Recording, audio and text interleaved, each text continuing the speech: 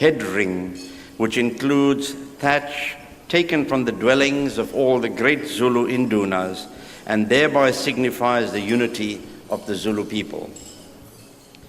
Inkatha's other roots in the political traditions of the old ANC lie in the political traditions of the old ANC. At first, Inkatha and the ANC cooperated with one another as brother organizations. However, with time, the two organizations diverged until in the 1980s and early 1990s, they became deadly enemies. For several years, they were locked in a bloody civil war for control of KwaZulu that cost the lives of more than 15,000 people, including the systematic killing of several hundred IFP leaders. The question is, which organization remained truer to the original version of the ANC, Inkatha or the ANC itself?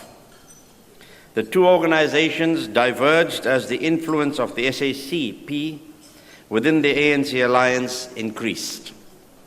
Indeed, the SACP has dictated virtually all of the ANC's ideological initiatives for the past 60 years. I could keep you busy for a long time to prove this statement. However, today is not the appropriate time for this. Fact is that because of this, today's ANC drifted further and further away from the ANC of Chief Albert Luthuli and from the IFP. Throughout its existence, the IFP championed tolerant African nationalism and, like Chief Albert Luthuli, rejected violence. It supported federalism, free market principles, and flexible labor markets, all of which became anathema to the ANC. Prince Buthelezi and the IFP were widely criticized by radicals for participating in the government of the KwaZulu homeland. However, the IFP used the real power base that participation offered to help change South Africa from within by peaceful means. Prince Buthelezi consistently rejected the premises on which apartheid was based.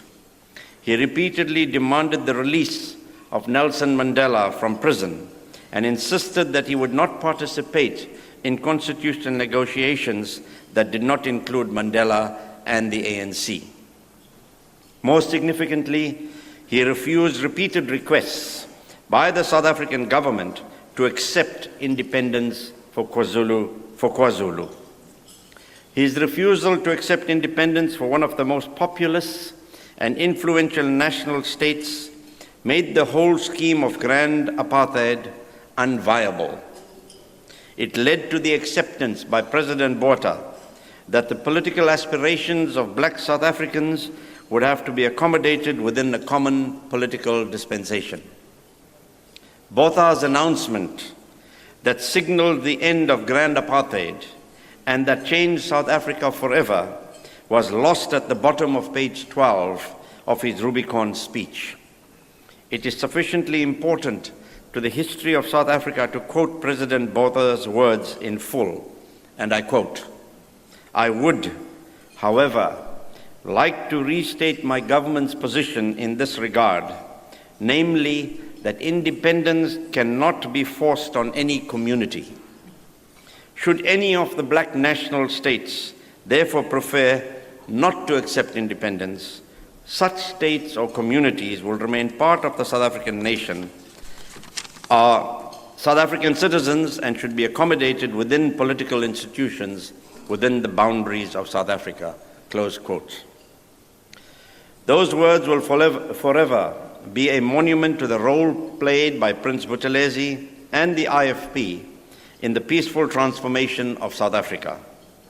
When we negotiated a new constitution from 1990 to 1994, the IFP at times withdrew. I am critical of this, but again, today is not the day to argue this. Fortunately, the IFP rejoined the negotiation process in the nick of time to participate in the 1994 election. There is no doubt that had it not done so, the election result would not have been a true reflection of the will of the South African people.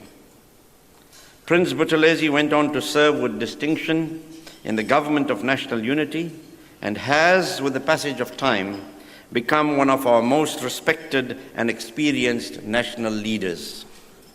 I hope that the IFP will continue to play a principal role in South Africa's politics, and that it will join the growing number of South Africans from all our communities who would like our country to return the foundational values in Section 1 of our Constitution, to a society dedicated to human dignity, equality, human rights and freedoms, non-racialism and non-sexism, the supremacy of the Constitution and the rule of law, and a genuine multi-party democracy that is committed to openness, accountability, and responsiveness.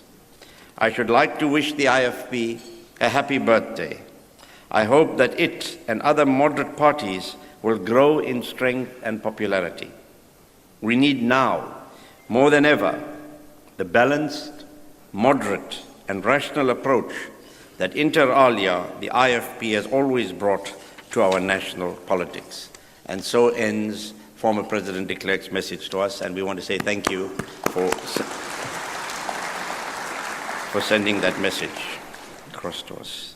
Distinguished guests, ladies and gentlemen, we now move on to the next item on our program, and it is my pleasure now to invite on stage the Secretary General of the Inkatha Freedom Party, the Honorable Sibongile Nkomo, Member of Parliament, to introduce our keynote speaker, Ms. Nkomo. Thank you. Please give her a hand. She's dressed in a lovely Indian outfit this evening.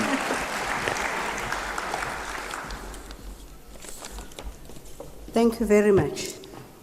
Program Director, our Treasurer General, Member of Parliament, Honorable Singh, His Excellency, our President, Amakosi present today, Abantwana Basendunkulu, the Right Reverend Robin Phillips, whom I traveled with this morning, the former Secretary General of the IFP, Reverend Zondi, NEC members of the IFP, provincial IFP leaders from the different provinces, KwaZulu-Natal, Gauteng, Mpumalanga, as well as all the other 9, making it actually a real national event.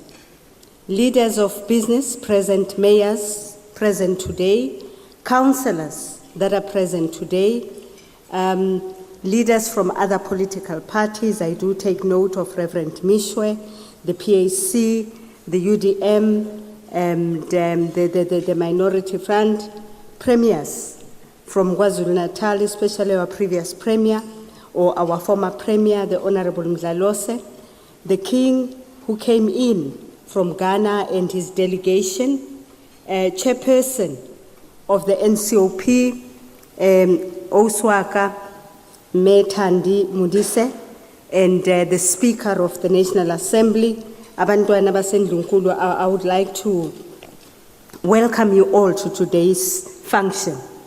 I have a task here where I'm going to be introducing His Excellency, Mr. Kgalema Motlanthe. Ntate Motlanthe, ke tla bua ka Sekgowa ka hore ntho e ngwetsweng mona e ngwetse ka Sekgowa. Fela ke a tseba hore lona le tla phakisa le vele le translate ka Sesotho ka hore a ke re phela Sesotho le sona sa translator. It is now my privilege to introduce the former President of the Republic of South Africa, His Excellency, Mr. Kgalema Petros Motlanthe. Mr. Motlanthe was born to a working-class family on the 19th of July, 1949 in Alexandra Township, Johannesburg, Gauteng. He was elected as President by Parliament on the 25th of September 2008 and served until the 9th of May 2009. After his retirement as President, Mr. Motlanthe was appointed by President Zuma to serve as the Deputy President. He served in that position from the 11th of May 2009 until the 24th of May 2014. As Deputy President, he performed various functions, including being 1. Leader of Government Business in the National Assembly, Leader of the Anti-Poverty Program, Chairperson of the Energy Advisory Council, Chairperson of the Human Resource Development Council, Chairperson of the South African National AIDS Council, and the Chairperson of the Inter-Ministerial Committee of the 2010 FIFA World Cup. In the 1970s, whilst working for the Johannesburg City Council, Mr. Motlanthe was recruited into Umkhonto weSizwe, the armed wing of the ANC. He was part of a unit tasked with recruiting members for military training outside the country. On the 14th of April 1976, Mr. Motlanthe was arrested with others for furthering the aims of the ANC and was kept in detention for 11 months at the John Foster Square in central Johannesburg. In 1977, he was found guilty on 3 charges under the Terrorism Act and sentenced to an effective 10 years imprisonment on Robben Island. After his release in 1987, he was tasked with strengthening the trade union movement in the country. To this end, he worked for the National Union of Mine Workers as a national office bearer responsible for education. Among other things, he was involved in training workers to form shop steward committees. In 1990, when the banning on the ANC and other political organizations was lifted, Mr. Motlanthe was tasked with re-establishing ANC structures in the Gauteng province.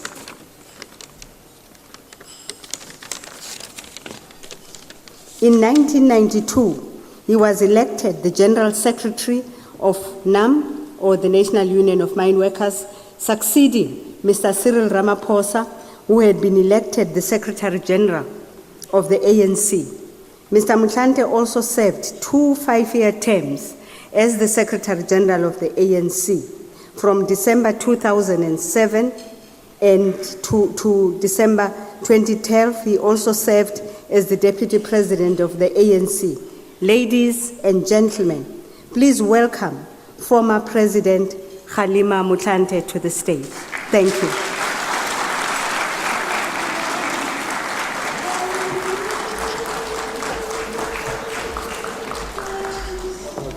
Can you use that one, Your Excellency? That one. Thank you. Thank you.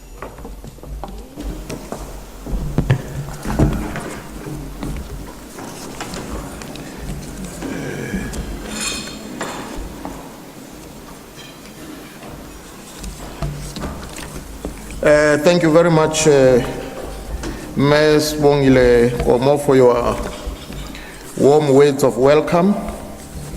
At one point, I thought I whispered to Ubabu Shenge that it seems I'm attending my own funeral here.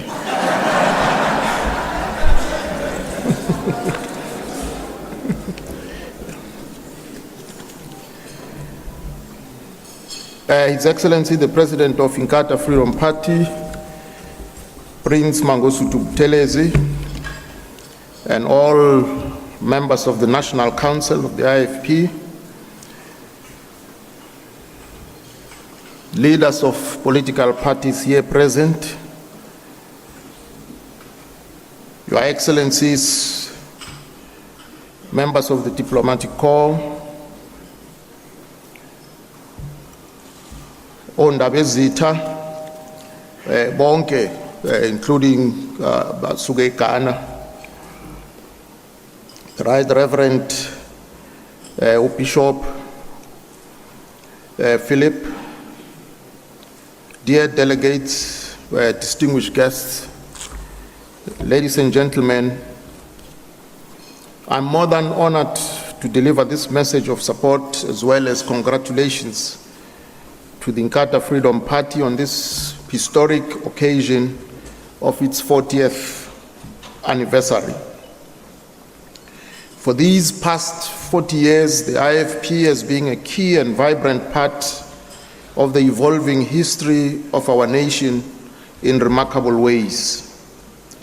It has drawn sustenance from its historical analogue, Inkatha, formed by King Solomon Zulu in the 1920s as a countervailing force against the encroaching westernization embedded in colonial modernization. While its predecessor did not reject modernization, it correctly rejected westernization, which spelled cultural domination expressed through political oppression and economic exploitation of Africans. Prince Mangosuthu Buthelezi himself has been a notably visible presence in this history, with his towering individuality part of the core of the totality of South Africa's journey to reinvention from the racial domination to a free and just democratic society. This history of struggle culminated in 1994 democratic breakthrough, a moment that redefined the common indissoluble future of our country.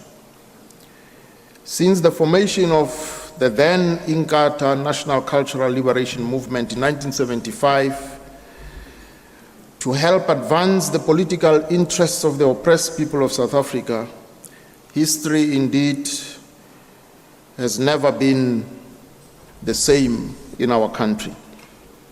In this regard, it should be noted, for the purposes of historiography, that Inkatha Yenkululeko Yesizwe was formed with the inspiration and encouragement of the African National Congress.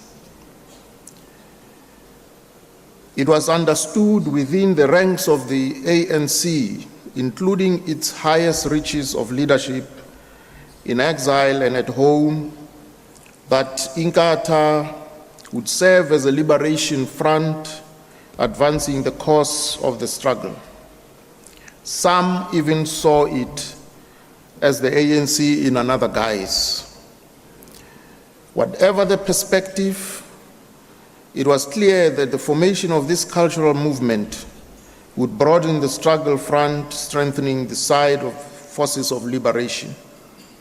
As a matter of fact, some founding members of this movement at the time were also former members of the ANC, or at least sympathetic to its cause. I have here in mind abantu abanjengo, the Right Reverend Bishop Zulu of the Anglican Church, people like Joshua Zulu, who came out of Robben Island to join forces nomntwana kaphinda ngene in building Inkatha at the time.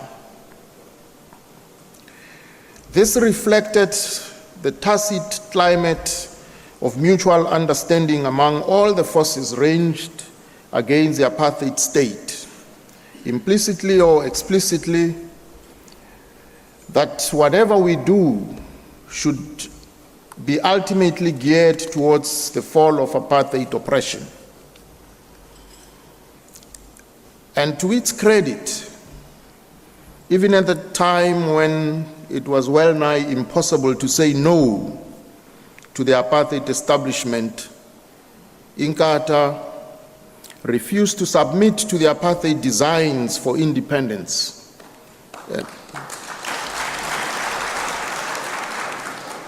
Because this was a move calculated by the regime to emasculate any claims by the oppressed to freedom and democracy.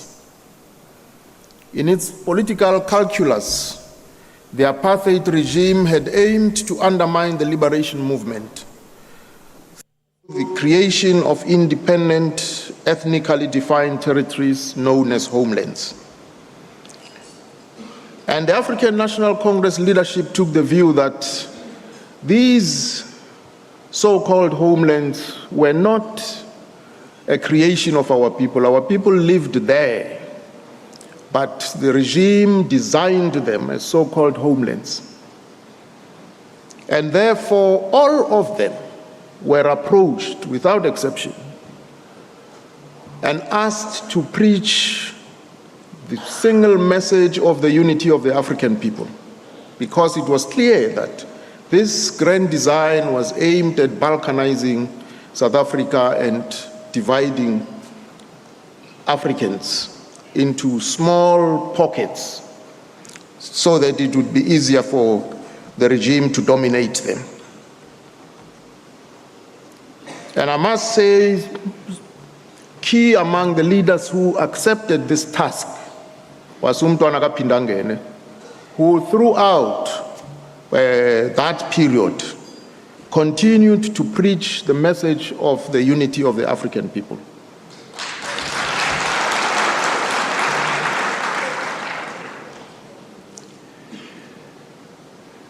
And so, in the eyes of the apartheid regime, the acceptance of independence by Inkatha would deal a death knell to the real freedom and therefore delegitimize anti-apartheid struggle generally. By the same token, the leadership of Inkatha Yenkululeko under the stewardship of Prince Mangosuthu Buthelezi rejected this political maneuver by the apartheid state, insisting that an enduring solution to the problem of the country needed an all-inclusive, open and free political dialogue. Yes, while it is true that tactical differences did emerge between Inkatha and the ANC, causing lots of loss of life. But these differences were specifically around economic sanctions and the armed struggle. We are glad to note, with hindsight, that of course, as they say, is history now.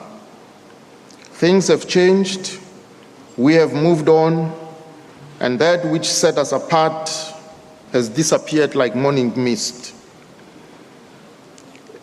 In this regard, our specific points of difference no longer exist because the choices to which they applied no longer exist, nor will they ever exist again quite the same way. And so once again, South Africa's history took another turn with the formation of Inkatha Freedom Party in 1990, on the 14th of July.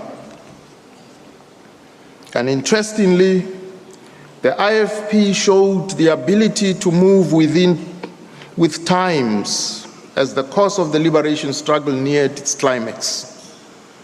In this regard, not only did the IFP become a political party, evolving from a cultural movement, but also it fully espoused the emergent vision for the new society, itself becoming a non-racial party.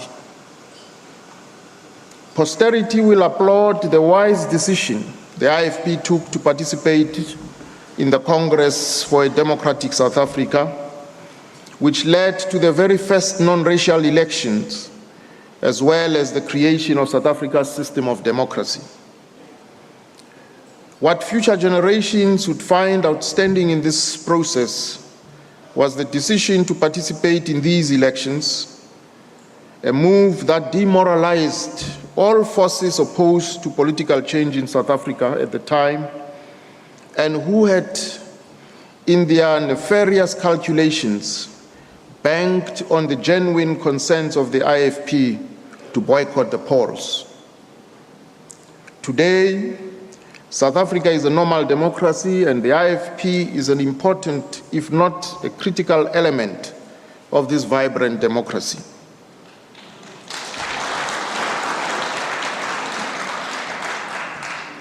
From what one can observe, this democratic renaissance of our country will grow from strength to strength thanks to this history of political inclusivity and understanding of a shared destiny.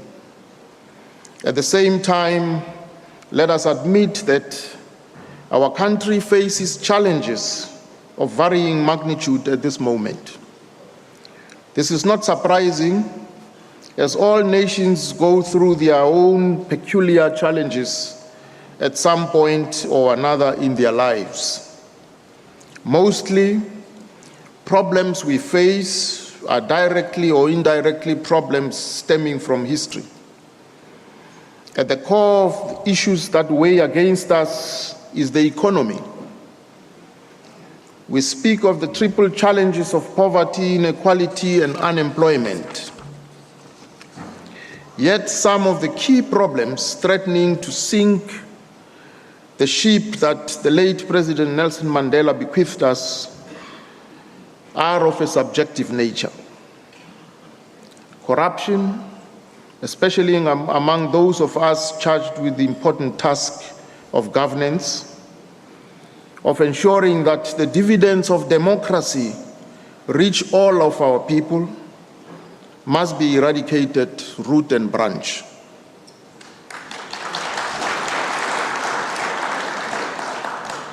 Along with other political forces, the IFP has a considerable role to play in helping us fight corruption. Further, as a nascent nation, we also face a variety of other challenges, including residual social racism, tribal chauvinism, xenophobia, and other forms of social pathologies choking off our vision of a free and just society.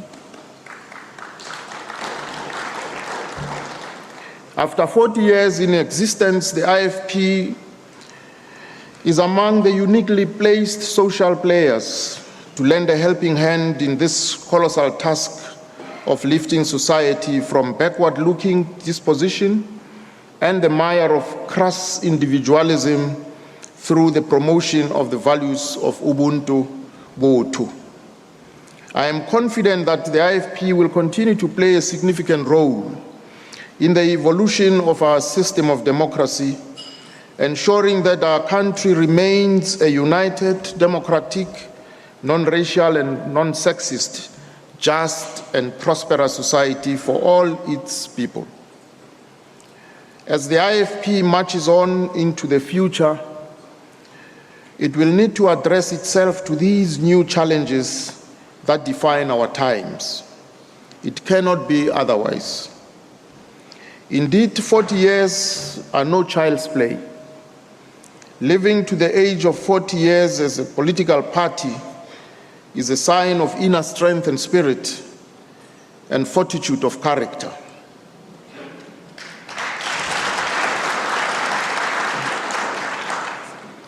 I therefore wish you everything of the best going forward, so that those of you who are lucky enough to be around in the next 40 years will see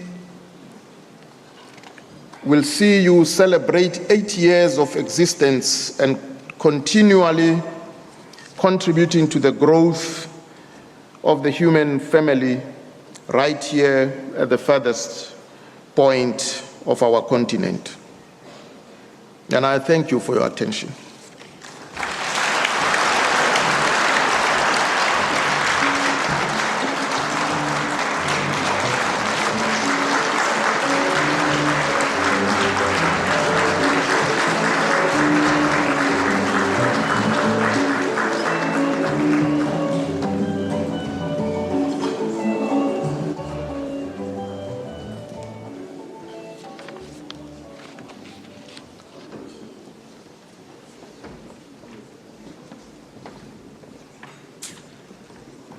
Yeah.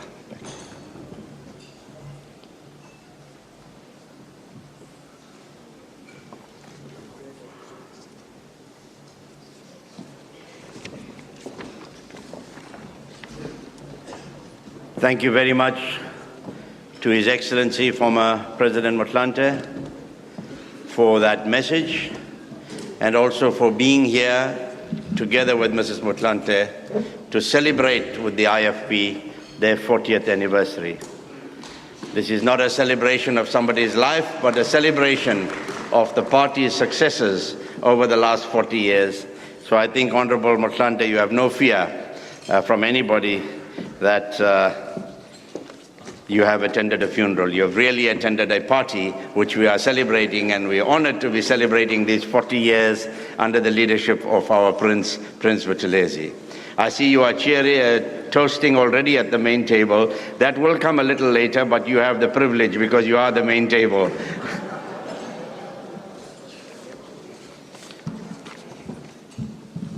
Distinguished guests, ladies and gentlemen, I'd also like to announce that we have amongst us former ambassador and former MEC for Education in KwaZulu-Natal, Prince V.T. Zulu. Thank you very much, sir, for being with us.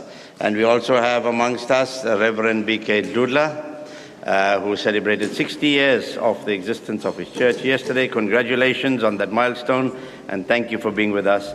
And I think Our Excellency, the President, will mention some of the names of our other distinguished ambassadors and business people and religious leaders that are here with us. Well, I'm now going to call upon our good friend again, our well-revered and well-known saxophonist, Jerry Kunene, to play a very, very popular tune for all of us. Do you mind?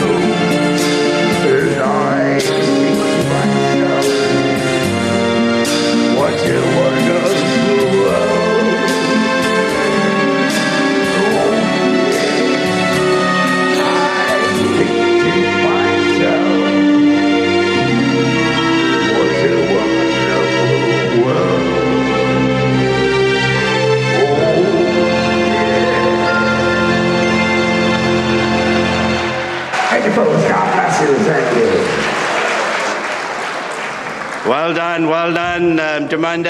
That really took us down memory lane. And now he's going to bring his saxophone and play a very, very popular tune, which I think many, if not all, of the IFP supporters would know. And with that tune, as he plays it and as we all join him in singing, I will then invite our host and the president of the IFP at that stage to come on stage and deliver his address. We'll wait for our saxophonist to ready himself. Please do not drink the non-alcoholic champagne that's been placed in your glasses. It's non-alcoholic, by the way. We will be having an item on the program, toast, which will be proposed a little later on after the cutting of the cake. But for now, a very, very popular tune, and I think our councillors and MPs and Honourable Hlengwa and others will join in.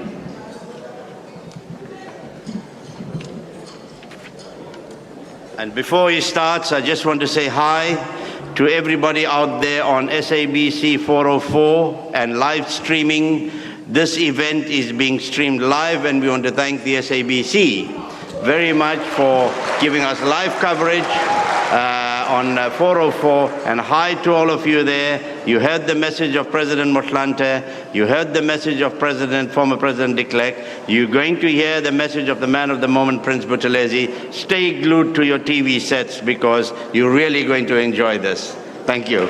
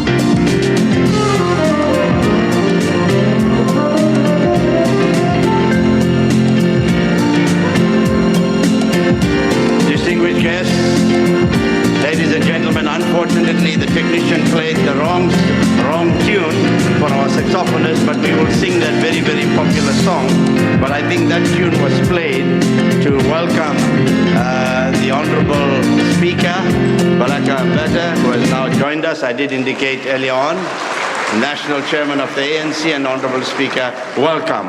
Ladies and gentlemen, without further ado, we'll sing the song later. Let us all put our hands together and invite our host, His Excellency Prince Buthelezi, to address us this evening.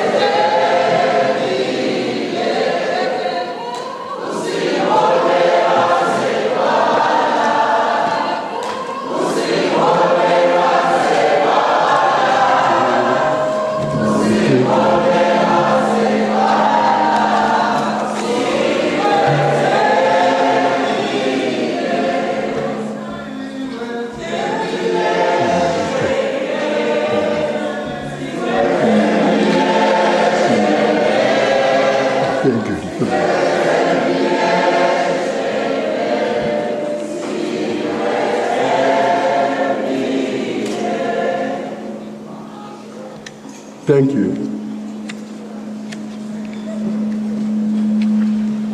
The Honorable Mr. Singh, Member of Parliament and Treasurer General and Chief Whip of the IFP, Director of Programs, His Excellency former President Kgalema Motlanthe and Mr. Motlanthe, the Honorable Speaker of the National Assembly, the Honorable Ms. Balega Mbete, our Anglican Bishop of Natal, the Right Reverend Reuben Phillip, and all religious leaders present, Acting Judge President of the KwaZulu-Natal Division of the High Court, the Honorable Justice Gianda and Mrs. Gianda, members of the royal family, Namakosi, His Majesty King Fiti Amenya and His Majesty Grand Chief Nyembo, with the delegation of the African Kings Forum, our first Premier of KwaNatal, former Chairperson of the IFP, and former South African Ambassador to Egypt, His Excellency Dr. Frank Mdlalose, our former Minister of Education in the province, His Royal Highness Prince Vincent, also former Ambassador to the Kingdom of Egypt, of Jordan, Kingdom of Jordan and Qatar, Her Excellency, Her Britannic Majesty's Ambassador, or rather Commissioner to South Africa, Ms. McGregor, His Excellency the Ambassador of the Republic of Ghana, of Zambia, other members of the diplomatic corps representing the Federal Republic of Germany, the Republic of India, the United States of America, the United Kingdom, the Federal Republic of Nigeria, and leaders and representatives of political parties, in particular the President of the ACDP, the Honorable Reverend Mesho, the President of the PAC, and Mrs. Mbinda, the Honorable Mr. Mbinda, the President of the UDM, the Honorable General Holomisa, and the leader of the Minority Party, Honorable Ms. Taku Rajbansi, Mr. Bobby Gottsel, and other leaders in business and industry present, honorable members of Parliament and provincial legislatures, the former Secretary General of the IFP, Reverend Zondi, members of the media, past and present leaders of the IFP, friends of the Inkatha Freedom Party, distinguished guests. I can't help saying, Kulua, we're most grateful, sir, not only for your presence and with Mr. Mashante, but also for the powerful message, which for me is typical of you as I've known you throughout the long journey before freedom and after that. The journey of Inkatha has been the journey of my own soul. For 40 years, I've poured my time, energy, and prayers into the work of this party. For I believed at every moment that Inkatha has a valuable voice, as our former president has just stated, a needed contribution, to make a contribution to our country, South Africa. South Africa indeed experienced a gap in our body politic in the early 70s, actually from the 60s, and in the 70s. And Inkatha was designed, if not destined, to fill that gap. Whether by design or destiny, Inkatha was the right solution at the time. The apartheid regime had banned all our movements, such as ANC, PAC, and others, after the Sharpeville massacre. And any political organization that tried to lift its head was banned. I'm honored to see so many friends of the IFP joining us for the celebration, as you might celebrate, rather mark this 40-year journey in the service of our nation. I'm honored too to see leaders of other political organizations sharing this celebration, for these esteemed men and women have witnessed the journey of Inkatha and have played their own role in our shared pursuit of freedom, unity, and democracy. We have shared a struggle, and that makes us all comrades. And I wish in particular to thank the former president, Mr. Machante, for speaking so eloquently about the past and so passionately about the future.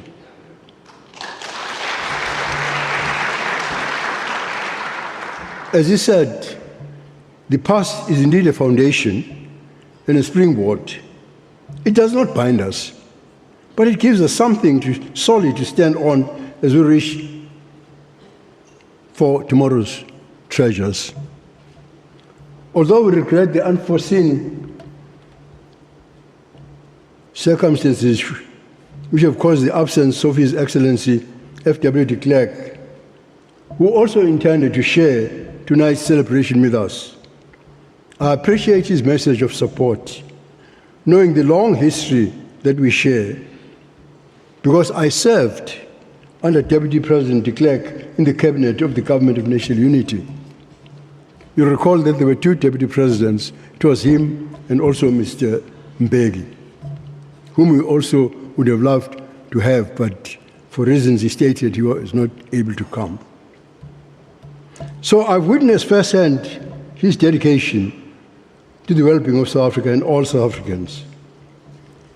That first government of our democratic South Africa was a carefully designed creature, and in many respects it gave us what we had hoped it would give us. It was created in terms of the interim constitution. We hammered out at Kempton Park at the negotiating table. We agreed that any party that secured more than 10% of the vote in April 1994 would receive a seat in the cabinet. So Madiba invited me and my colleagues to the cabinet. And in spite of campaigning for 8 days, we had secured more than 2 million votes, justifying our belief that we carry the mandate of a substantial portion of South Africans who deserve to have their concerns addressed before the election, or at least immediately afterwards through international mediation.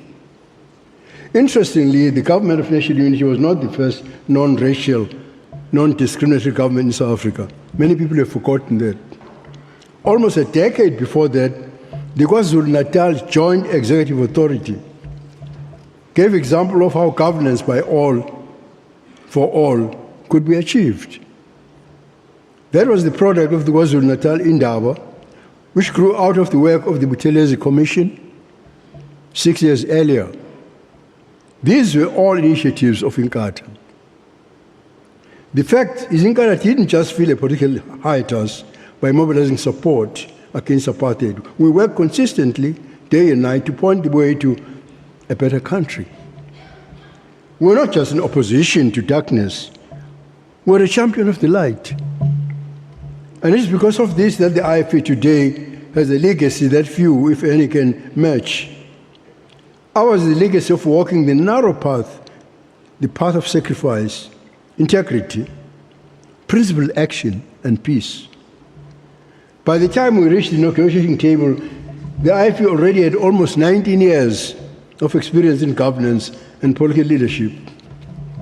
I remember Madiba upset quite a lot of people in the ruling party after, as Chancellor of the University, I had conferred on him an honorary doctorate at the University of Zululand. He said, on you, Sheng, some of us were in prisons, some of us were in exile. We rely on you to help us with your experience. Of course, it upset a lot of people. We were freedom fighters who understood the power of good administration, and we knew how to wield policy rather than weapons to achieve victory. Inkatha could have approached the negotiation table much earlier had we agreed to negotiate bilaterally with the South African government, led by the National Party. Inkatha would have been the representative of the disenfranchised South Africans, and the post-apartheid narrative would have had the IFP as the liberator of South Africa. But as our former president stated, I wouldn't have any of it myself. So none of that featured in our decision to refuse negotiations until everyone could come to the negotiating table. And we are fortunate that we are dealing for the first time with the leader of government, Ms. F. W. de Klerk, who had an open mind. And I'm glad that Ms. Rainer Schoeman is here tonight. Because you remember there was a time when the National Party was divided into the Verlichters and Verkrams. And I remember a young Schoeman who was regarded as a Verlichter. And we're pleased that he is here tonight, because he knows the story. This issue I had raised to face with Mr. John Foster, the Prime Minister, the issue of releasing Mr. Mandela. I held more rallies than anyone else, even in the townships here, even during his birthdays. And all my pleas had fallen on deaf ears. And remember the occasion when, with other leaders of the other homelands, we went to Pretoria, and we put this on the item, and my colleague said that I should lead the discussion on the release of Mandela. I realized it, and Mr. Foster said, Mr. Mandela posted in court that he was a communist, and that if there's one thing that my father taught me, never to put an adder, I think a snake, under my bosom, and as long as I'm Prime Minister, I'll never release him, he said. We continue to demand the release of Nelson Mandela and other political prisoners, and then banning of political parties at our firm prerequisite to negotiations commencing. Thus, IFP brought the ANC to the negotiating table, a fact by now has been acknowledged by history and also by our former president today. Well, the question can be asked, do I regret? Not once have I wished I could change our decisions, for we did what our conscience demanded. We did what was right as a matter of principle. A democratic South Africa could never have been born out of conversations of just a few people. It took the contribution of many to change the history and deliver democracy for our country. And I often think, ladies and gentlemen, about the contribution of the IFP at the negotiating table. We're intent on securing the form of state, what the form of state was going to be, and the specific details of a democratic South Africa, seeking to design the future. In that, however, we were somehow alone, and I was blamed for the largest debate on the agenda was the exchange of power. I remember that everyone was saying that Buthelezi and IFP were going to be marginalized. And I remember the largest newspaper in this country, the Sunday Times, the editor, Mr. Owen, saying that Buthelezi is the most rotten politician in South Africa. How it would take place, when it would take place, and who would take the credit. Repeatedly, the IFP was the first to bring to the table concrete proposals and even documentation on such issues as autonomy of the local government. The thing cannot yet reach that point. But we had to steer it there if we had hoped to lay a foundation we could actually build on. Thus, the IFP tabled proposals for a full Bill of Rights, social and economic rights, a constitutional court, independent organs of state controlling the executive, the recognition of indigenous and customary law, a federal state with provinces, and many other aspects of a modern constitution. Speaking about these things, Director of Programs, honored guests, ladies and gentlemen, my heart feels the absence of my longtime advisor and friend, the Honorable Dr. Mario Kaspari Oriani Omrozini, whom we lost in August last year. He was a brilliant constitutional lawyer who fought so hard for the future of our country that he could not help but adopt it as his home. And not only that, he married one of our beautiful girls too. And we're honored to have his wife, Karin, and young son, Luke, with us tonight, as well as his brother, Carlo, who has traveled all the way from Rome.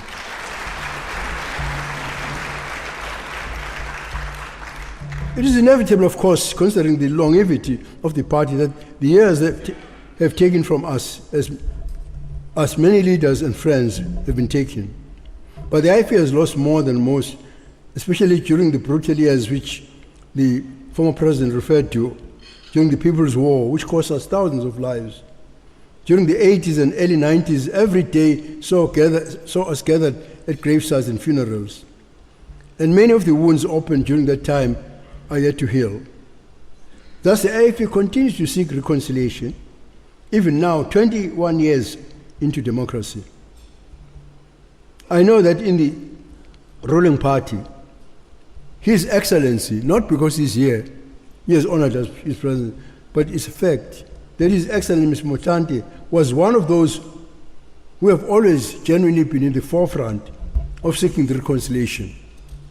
When I saw a picture of Reverend C.J. Mthethwa here, I nudged the former president and said, there's your friend.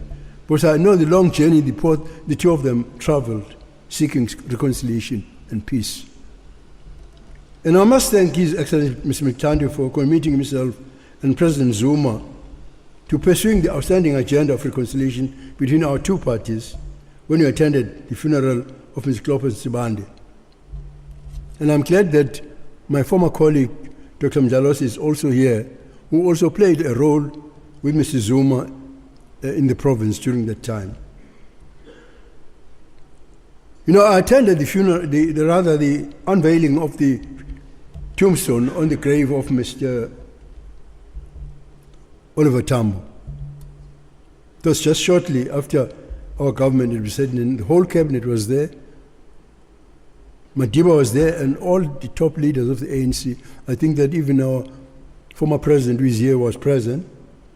When Mr. Sibande revealed that he was actually present when Inkosi Tuli in Benoni and Mr. Oliver Tambo sent a message to my sister, who was married to a medical doctor practitioner in Benoni, Dr. Extras Mafu Dotwana, asking them to pass a message to me that since we in the ANC, because I was a member of the ANC, we rejected homelands, balkanization of a country, as Dr. Motlanthe has referred.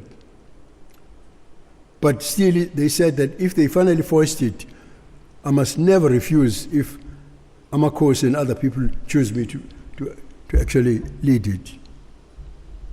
Tonight we honor the memory of leaders who left their mark on the IFP and who are no longer with us. These great men and women gave their contribution in shaping Inkatha and to shaping the influence of Inkatha in South Africa. And at times I think we honor people too late when we thank them only after their passing. So you shouldn't regret, Your Excellency, Ms. Motlanthe, that your CV was read. I'm sure all of us would like to be present at a preview of our funerals. Tonight, therefore, ladies and gentlemen, I want to thank the great men and women who are giving their contribution to the IFP as we speak. And I'm proud of the team I lead, knowing that we have had very competent, committed patriots, and we've suffered a lot. But they are still serving South Africa with every ounce of their talent. Their work, I know, is not easy. We operate in a changed political environment in which defining a righteous cause is no longer as simple as it was before. As our former president stated, that things are different now. It's a different kind of game we're playing now. Apartheid drew very clear lines between right and wrong, and we all knew what we're fighting for. It was a shared cause, a shared battle. Today, however, there are many causes, but knowing where to stand is more complex.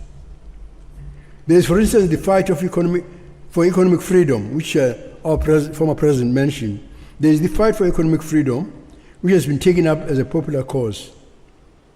And I doubt that there is any good faith leader in South Africa who does not champion the cause of economic freedom. Because we have not achieved economic freedom, and this is the reason why our freedom is still meaningless in a sense, when our people are suffering so much poverty. And surely every citizen seeks an end to poverty. But does that make it right to stand on the side of nationalization and forcible land appropriation? I leave the question as a rhetorical question.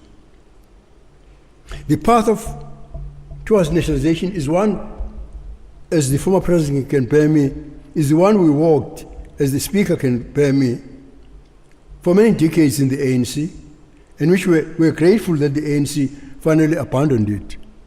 I myself believed in it.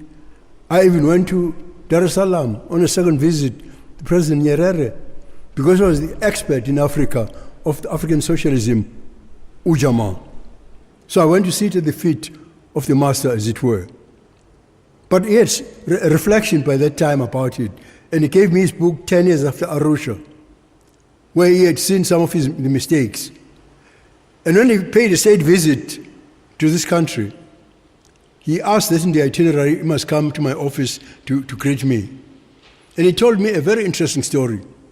He said he was present when Prime Minister Mugabe, as he was in 1980, installed as the first Prime Minister of Zimbabwe. And yet he said this about the economy of Zimbabwe. He said, "You have inherited a jewel. Please don't do what I do, don't destroy it." Of course, the rest, ladies and gentlemen, is history now of what happened. These are issues for the thinking South African to confront and contemplate. That's why the former president could not speak without mentioning it, because we are all trapped in poverty. We are wallowing in poverty. I've always urged people to think, because every cause is met with a specific political ideology, and while the cause is right, the ideology may not be right. Inkatha understood this to be the case when we opposed the call for international sanctions and economic disinvestment from South Africa. Isolating apartheid, South Africa seemed credible, but in reality it punished the poorest the most. I traveled extensively at the time, meeting the heads of state, including Prime Minister Thatcher, President Jimmy Carter, President Reagan, President Bush of America, Chancellor Kohl in Germany, Prime Minister de Waal in Holland, and others, persuading them against sanctions investment against South Africa. Ladies and gentlemen, it was not a popular position, and we're vilified for doing so. But I found agreement from several world leaders against sanctions. A stance that is now common cause for our government rejects sanctions that are being imposed on Zimbabwe. For the very reasons, I rejected them. And I once conversed with His Excellency, our President, and said, why are you not supporting sanctions against Zimbabwe? And of course, he smiles very readily. And he said that because people of Zimbabwe would suffer. So I said, but President, this is the same reason that I did so. And I would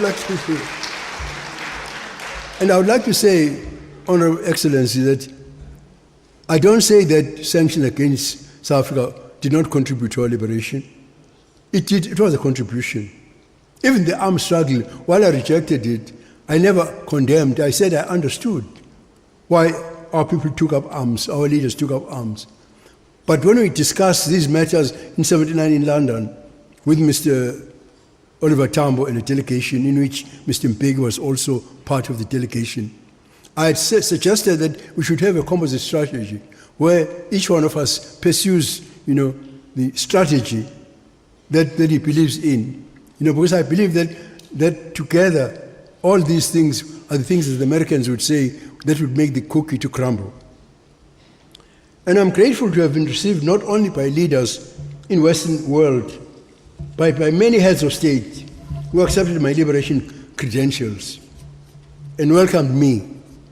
They knew that I had worked closely with Mr. Oliver Tambo before the ANC was banned, and that afterwards I continued to meet with him in London, Mangoche, Nairobi, Lagos, Stockholm. I tell you, at one time, I wanted to publish The Nation, which is our newspaper. I didn't have the money, so I went to Stockholm because I was born in a Swedish hospital. And I thought, reminding them that I landed on Swedish hands when I arrived as a child, that would give me sympathy. They said, no, they understood. But they've dealt with the ANC. They will not deal with any other organization except the ANC. They said, unless Mr. Tambo nods, I'm not going to get anything from them. But the relations between me and Mr. Tambo, as I say, work together, are such that I brought him to Stockholm. He came to Stockholm. He actually came to Stockholm. Mr. Tambo came to Stockholm to nod, and I got that money.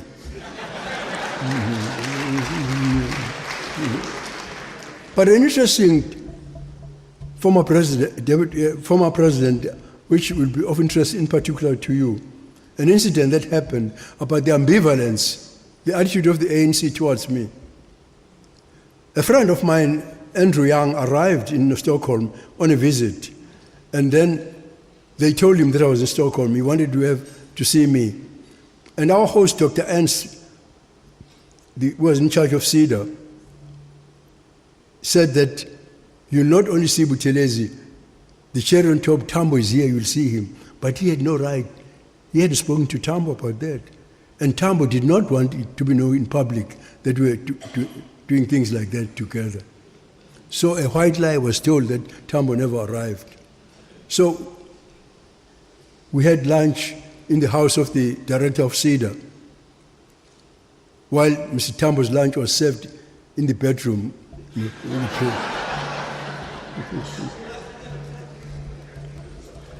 Indeed, President Joaquim Chissano once told me that when they inquired, when they asked Mr. Tambo, who is this Buthelezi? We see statements condemning apartheid in South Africa, that Mr. Tambo said, that is our man.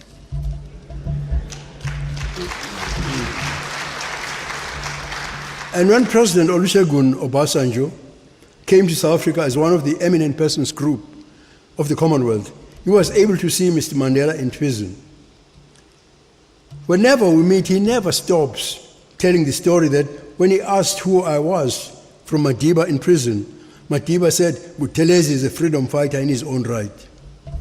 I traveled to Lusaka to thank President Kenneth Kaunda for giving sanctuary to all our exiles of all political parties. I visited Julius Nyerere, Dar es Salaam, to do the same. I was the guest of President Hastings Banda, during a celebration of their independence, and met with Mr. Tambo afterwards, thereafter at Mangoche, and was invited. But actually, I was very frightened, Your Excellency, about that, because Mr. Hastings Banda dealt with Mr. Forster. He believed in dialogue, and was condemned by most of the countries in Africa, because no respectable African leader could meet an apartheid leader. So, but he met with them. He said, believe in dialogue. He said he believes in dialogue. So towards the end of the celebrations, Aleke Banda, one of the ministers, comes to me. He says that the president says that he has arranged for you and your wife to go to Mangoche, one of the resorts on Lake Malawi, and there you meet Tambo. And I thought it was a trap, because President Banda was so friendly to Mr. Forster. I thought that was a trap. But actually it was an act of patriotism on behalf of Dr. Banda. He was acting as an African patriot. Because on that occasion, Mr. Tambo's message to me was that I was rocking the boat too much here. And he said, you know, I never easily call my elder brother Mandela by name, but I quote him. He said, Nelson is in jail. If they do something to you, what will our people do now? He even suggested that I should attack the ANC. But how can I attack the ANC president? The founder of the ANC, Dr. Seme, was my uncle. The gentleman who called other leaders to Bloemfontein to say we formed the ANC was Dr. Pixika Isaga Seme, who was married to my aunt, Princess Harriet Pikisile Dinizulu, my aunt, and he was not a legend to me. When I was doing matric here at Adams College, he had an operation in the eye, and I did some errands for him. At that time, he would dictate letters, which I wrote, and which he signed. You know, how could I do so? What can Nkosi Tuli say to me, one of my mentors, do? I was very humbled to receive 4 tickets from His Excellency Olusegun Obasanjo of Nigeria in '76. He didn't want me to be present because he thought that I was going to be invited to the independence celebrations of Transkei. Instead, he sent tickets through the Institute for International Affairs in Lagos, And as they were getting independence, I was speaking at the Institute for International Affairs in Lagos. And when the OAU bestowed a posthumous award on Inkosi Luthuli through King Moshoeshoe II, I traveled with Mama Luthuli, Mrs. Luthuli, at her request to Lesotho, where he asked me to deliver a speech of acceptance on behalf of the entire liberation movement. You know, a day after that was the celebration of King Moshoeshoe II's birthday, and the Basutus go to Thaba Basiu. I remember that occasion where I was actually escorted with my wife Irene by members of Umkhonto Wesizwe, Budindlovu and others.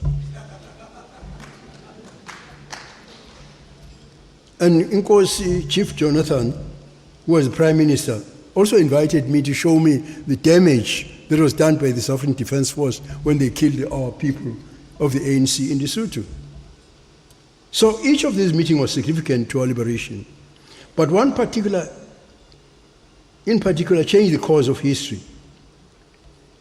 In 1974, we were supposed to attend a seminar in Addis Ababa with Mr. Tambo. So instead we met in Kenya, and we talked right across the night at the Hilton Hotel, because ANC had taken a stand supporting sanctions, and I was still against sanctions. So Mr. Tambo's advice was that no, I should proceed, but that we shouldn't both go there and differ on a public platform. So he stayed back. I went to Addis Ababa. On return, we traveled in the same plane. I went to Lusaka to see President Kaunda, to thank him for giving sanctuary to our exiles, and went on also to Dar es Salaam. The following day, after the dinner that President Kaunda hosted for me, he asked me to visit the offices of UNIP, his party, which I did in Lusaka. And then he asked me to come back to the State House. And he said to me, you know, we as SADC leaders appreciate what you're doing in South Africa very much. But I think in order to be a cohesive force, we're requesting you, I'm advising you that you must form a membership-based organization so that you can be a cohesive force, to use these exact words. And upon my return, then, of course, I consulted the Right Reverend Bishop Alpheus Zulu, who was also my mentor. And he's the one who suggested Inkatha. And I don't know why people like to refer to the Inkatha of the king. Inkatha is known throughout Africa that if you are carrying a heavy thing, you need it between the load and your head. So he said that because if I form an organization, the government will ban it immediately. So he said, let's call it, he said, look at what your uncle did and call it a cultural. So we call it the National Cultural Liberation Movement in English. So, of course, many people, through the fact that it was an ethnic organization, but there was an Improper Interference Act which was in place. And we received various African groups, members, for we represent all disenfranchised South Africans, regardless of ethnic affiliation. I was summoned to Pretoria by Mr. Kruger, the Minister of Police and the Minister of Justice. You know, he's the one who, when Steve Biko died, said it left him cold. And he called me and threatened me that he was going to ban Inkatha because it had been proven that many members of Inkatha were not Zulu members. He said I must confine myself to Zulus. I said that as long as the National Party recruits whites of other ethnic groups, other than Afrikaners, I have the same right. Then he said to me, oh no, but you know all of us of Teutonic origin. So I said, yes, and the Jews? I said, the Jews? Of course, he didn't know what to say. At that time, the Bergstrasse Institute in Germany, at the Freiburg University, had conducted a countrywide survey, which emerged at the time that far from being a Zulu party, that our national character was emphasized again when we decided to go from that to form the South African Black Alliance, which had many organizations with the Yelens, Chinsami, an Indian party, which had the Reform Party, and parties from the Free State, the Kwakwenta Party, the Inyanza, from all that. We formed a black organization, which we call South African Organization. So that when people make the jibe about being a Zulu ethnic organization, of course they are not aware of that history. I always say to many people who say that maybe I'm ethnic, I'm wearing ethnic blinkers because I'm a Zulu, that when my great-grandfather, King Cetshwayo, was a prisoner at the castle in Cape Town, that made me a South African. King Cetshwayo was a prisoner in Cape Town. So after I consulted Bishop Zulu, I then, of course, could not form an organization, being ANC myself, without consulting Mr. Tambo. And I thought Mr. Tambo was going to discourage me, that this thing was going to divert people from focusing on the ANC, which was not operating. But instead, Mr. Tambo encouraged me to go ahead. So it was in March, on the 21st of March, ladies and gentlemen, 1975, when we formed Inkatha Freedom National Cultural Liberation Organization. Later, many former prisoners who had shared imprisonment with our president here, with our former president here in jail with Mr. Mandela, on being released, they came to me and they told me that Mr. Mandela told them that when they come out, they must come to me and join Inkatha. And I remember people that was mentioned by the President, Joshua Zulu, for instance, Stalwart Smelane, for instance, Wordsworth Lutuli, for instance, who all joined Inkatha. After all, even our mother, Mrs. Nogukanya Lutuli, joined Inkatha at that time, because Inkatha was seen as no more than a front of the ANC. In recognition of the role that Inkatha played in the founding of Inkatha, we had hoped that he was going to be with us tonight. Unfortunately, that was not possible. But I feel it's important, distinguished guests, for me to express Dr. Kaunda's support in his own words. We have had many conversations, some of them through written correspondence. In a letter to me in November 1989, President Kaunda sought to encourage me as I faced the onslaught of vilification by some in the ANC. You know, there's a very big battle in the ANC. You know, the first 8 who defected from the ANC, led by Ambrose Makiwane. One of the reasons they stated for breaking away from the ANC was that they resented Tambo's closeness to me. President Kaunda wrote in 1989, quote, "Oliver Tambo and I have discussed the problems of apartheid naturally on many occasions, but I do not remember, not even once, him speaking against you either in public or in private," unquote. He then referred to a press release and a speech I delivered, and he said, and I quote him, "There is not a single sentence I would disagree with. These were prophetic words of great importance," he said.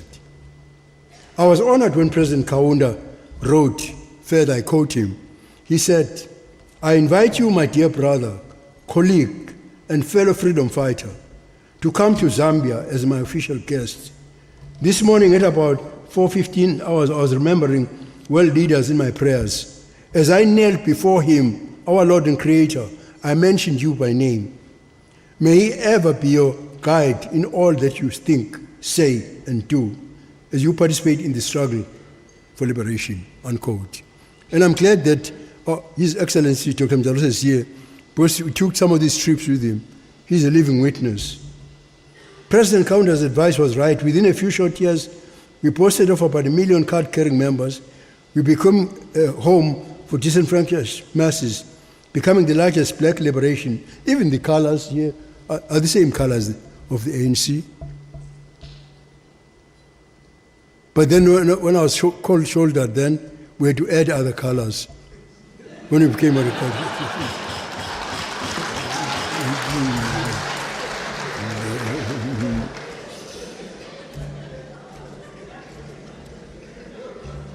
You know, when KwaZulu became a self-governing state, we were instructed in Pretoria as government of KwaZulu that we now deserve to have a national anthem. But we already sing Kosigilela and Morana Buluga. Reverend Zondi can pay me out and other older members like the Prince and so on. I said, but we've gotten Kosigilela. They said, that is the national anthem of the Transkei. We said, we're not prepared to have any other national anthem. We use that voice fearlessly, and we still do 40 years later. By now, the IFP has been in governance. It has also been in opposition. From cabinet to local municipal council, the IFP has offered a unique leadership in South Africa. It is a leadership that refuses to compromise on what we know to be just and right. We're never afraid to do a difficult thing. As long as the thing is right, it doesn't matter how difficult it is, we do it if we think it's right. A leadership that knows the end must be reached through judicious means. A leadership of integrity that has protected the strength of our country, defended the most vulnerable and pursued freedom for all with unrelenting passion. Over 40 years. It would be improper in your presence for me to say this. So I won't say it. No. If you are not here, I would say that I'm glad that Comrade Motlanthe is here today and Comrade Balega Mbete.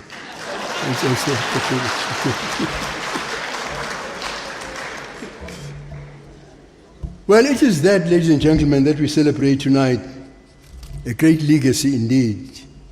And I thank you for sharing it with us tonight. Thanks very much.